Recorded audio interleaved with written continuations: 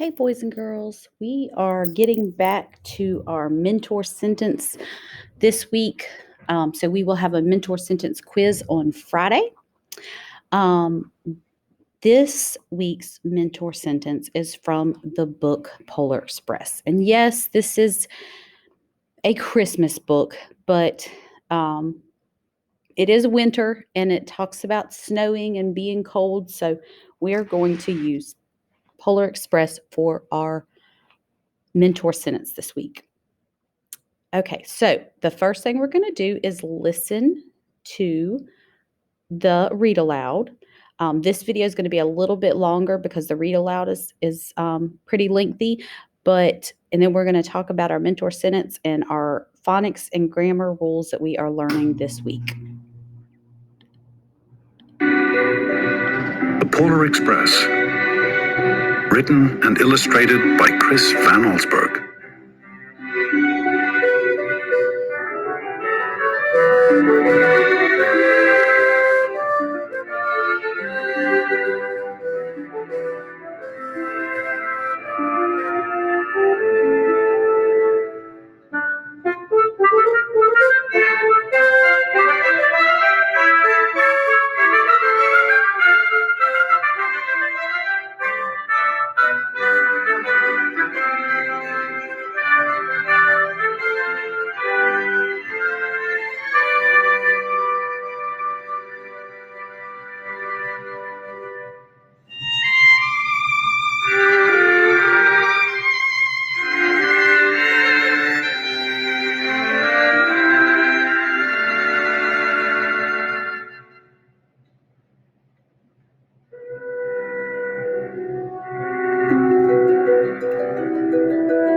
On Christmas Eve, many years ago, I lay quietly on my bed. I did not rustle the sheets. I breathed slowly and silently.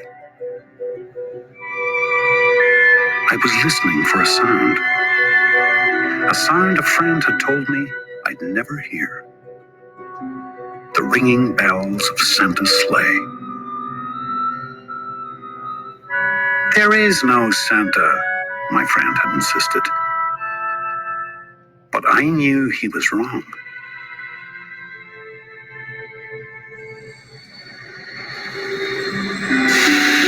Late that night, I did hear sounds, though not of ringing bells. From outside came the sounds of hissing steam and squeaking metal. I looked through my window and saw a train standing perfectly still in front of my house.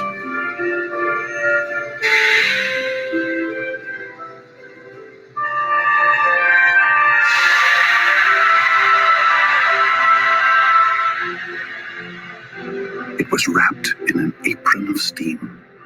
Snowflakes fell lightly around it. A conductor stood at the open door of one of the cars. He took a large pocket watch from his vest, then looked up at my window. I put on my slippers and robe. I tiptoed downstairs and out the door.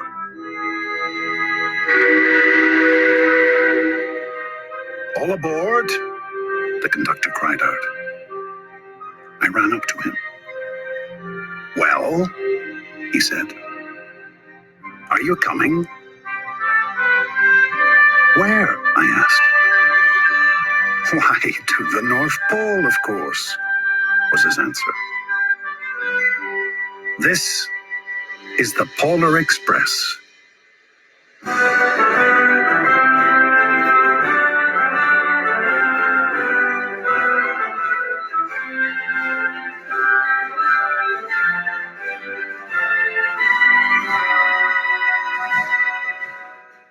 I took his outstretched hand, and he pulled me aboard.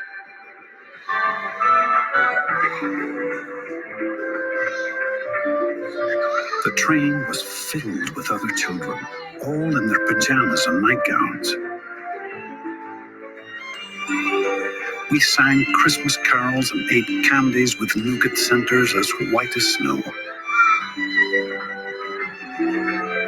We drank hot cocoa as thick and rich as melted chocolate bars.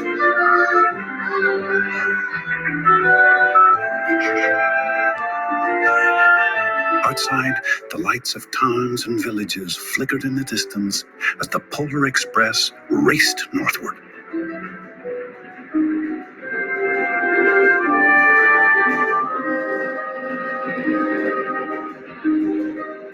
Soon, there were no more lights to be seen. We traveled through cold, dark forests, where lean wolves roamed and white-tailed rabbits hid from our train as it thundered through the quiet wilderness.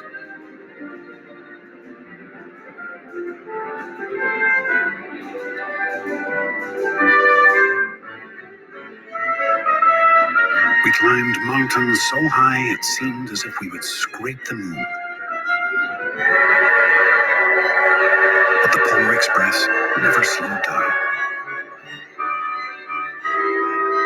Faster and faster we ran along, rolling over peaks and through valleys like a car on a roller coaster.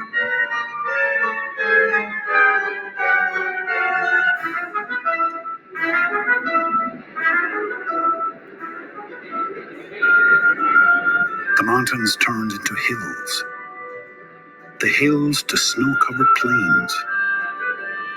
We crossed a barren desert of ice, the great polar ice cap.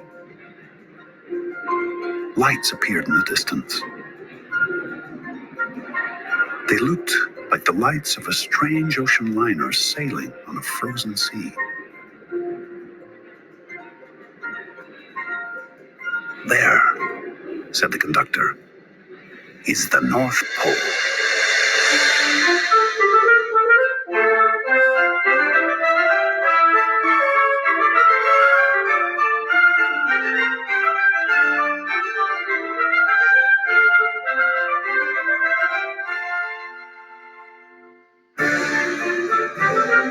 The North Pole. It was a huge city standing alone at the top of the world, filled with factories where every Christmas toy was made. At first, we saw no elves. They are gathering at the center of the city, the conductor told us. That is where Santa will give the first gift of Christmas. Who receives the first gift? We all asked. The conductor answered, he will choose one of you. Look, shouted one of the children, the elves! Outside, we saw hundreds of elves. As our train drew closer to the center of the North Pole, we slowed to a crawl. So crowded were the streets with Santa's helpers. When the Polar Express could go no farther, we stopped. And the conductor led us outside. We pressed through the crowd to the edge of a large open circle. In front of us stood Santa's sleigh. The reindeer were excited. They pranced and paced, ringing the silver sleigh bells that hung from their harnesses. It was a magical sound, like nothing I'd ever heard. Across the circle, the elves moved apart, and Santa Claus appeared. The elves cheered wildly.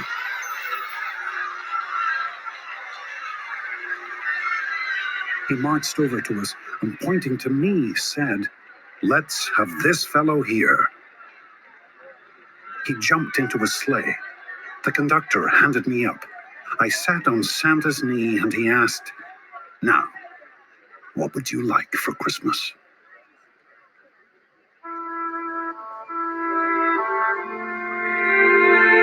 I knew that I could have any gift I could imagine. But But the thing I wanted most for Christmas was not inside Santa's giant bag. What I wanted more than anything was one silver bell from Santa's sleigh. When I asked, Santa smiled, and he gave me a hug and told an elf to cut a bell from a reindeer's harness. The elf tossed it up to Santa. He stood, holding the bell high above him, and called out, "The first gift of Christmas."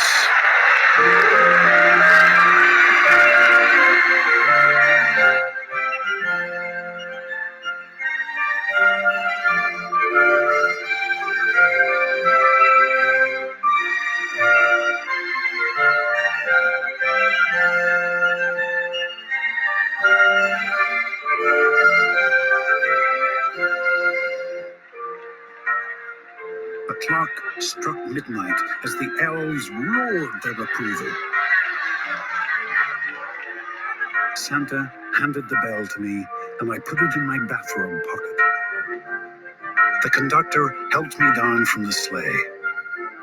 Santa shouted out the reindeers' names and cracked his whip. Dancer, Prancer, on, Vixen, Comet. His team charged forward and climbed into the air. Santa circled once above us, then disappeared in the cold, dark polar sky.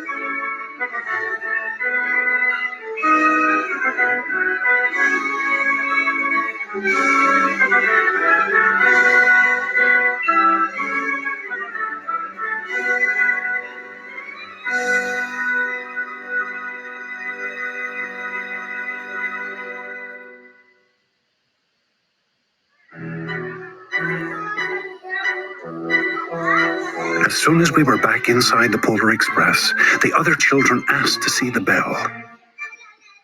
I reached into my pocket, but the only thing I felt was a hole. I had lost the silver bell from Santa Claus's sleigh.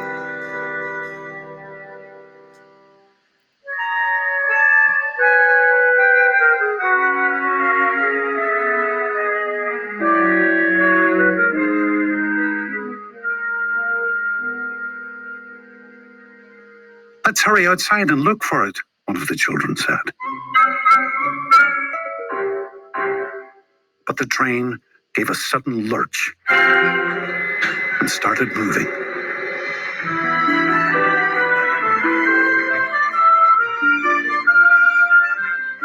We were on our way home.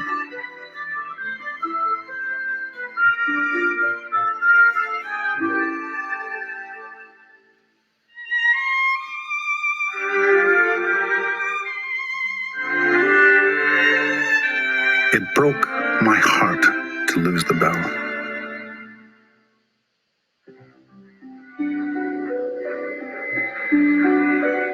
When the train reached my house, I sadly left the other children. I stood at my doorway and waved goodbye. The conductor said something from the moving train, but I couldn't hear him. "What?" I yelled out. He cupped his hands around his mouth. "Merry Christmas," he shouted. The Polar Express let out a loud blast from its whistle and sped away.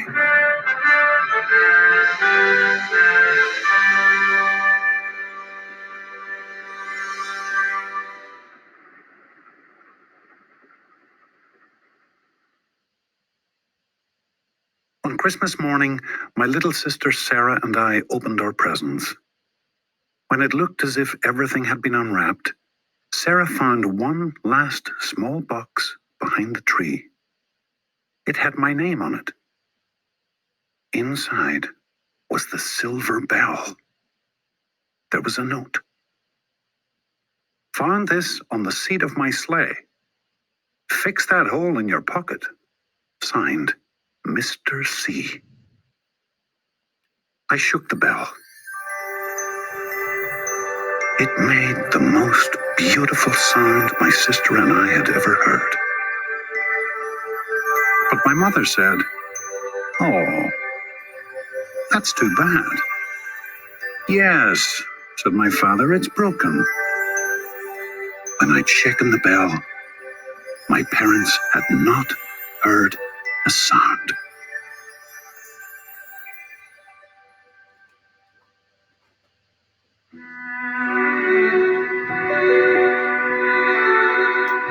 At one time, most of my friends could hear the bell.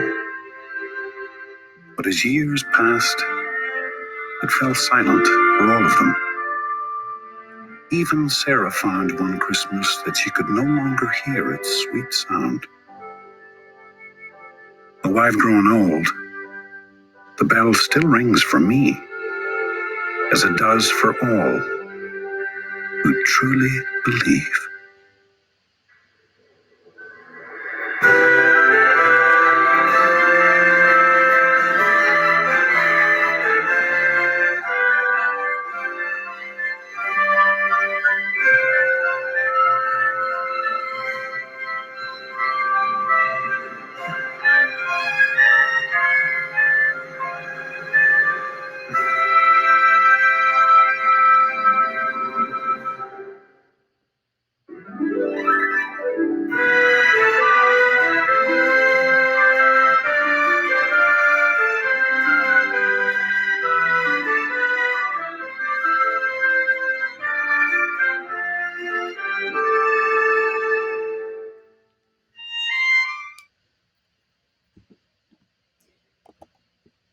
Okay, guys.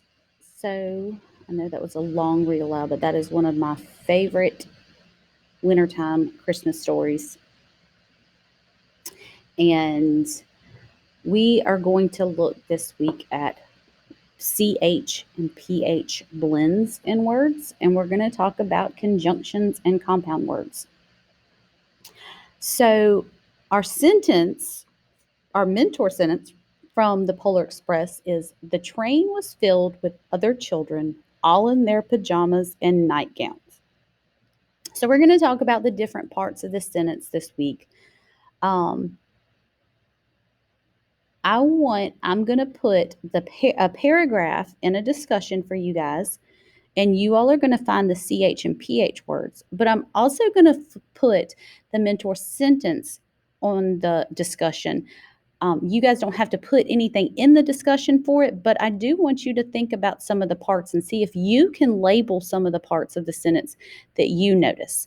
I'm going to give you the first thing that I noticed is the word train. Train is a noun. And one more, children's also a noun, and it is one of our CH words. So, looking at CH words, CH blends have the ch sound. So, if you see the letters C and H together, it is almost always going to make a ch sound. So if we look at our words, and it doesn't have to be at the beginning of the word, it can be at the middle of the word, the end of the word. We have children, chocolate, couch, much, pouch. And then we don't have any PH words in our sentence, but I put some examples on here for you. We have PH, the letters P and H together, almost always make the, and this one's kind of funny. This one's a little bit different than what we're used to. If you know what it is, I want you to see if you can figure out it, but by looking at the words before I tell you. If you said that it makes a f sound, you are correct. Phone, phase, sphere, Joseph, dolphin. So it makes the F sound. So when you see P and H together, you are going to say the F sound. So, like I said, you're going to do your discussion today on by finding all the CH and PH words in the paragraph. Remember, they could be at the beginning, the middle, or the end, and listing them. And then I also want for you to look at the mentor sentence, and you can just write it down or just tell somebody all of the different parts that you've noticed: nouns, verbs, adjectives. What do you notice about grammar with it? The capitalization, any punctuation. Just think of as many things that you notice about this sentence.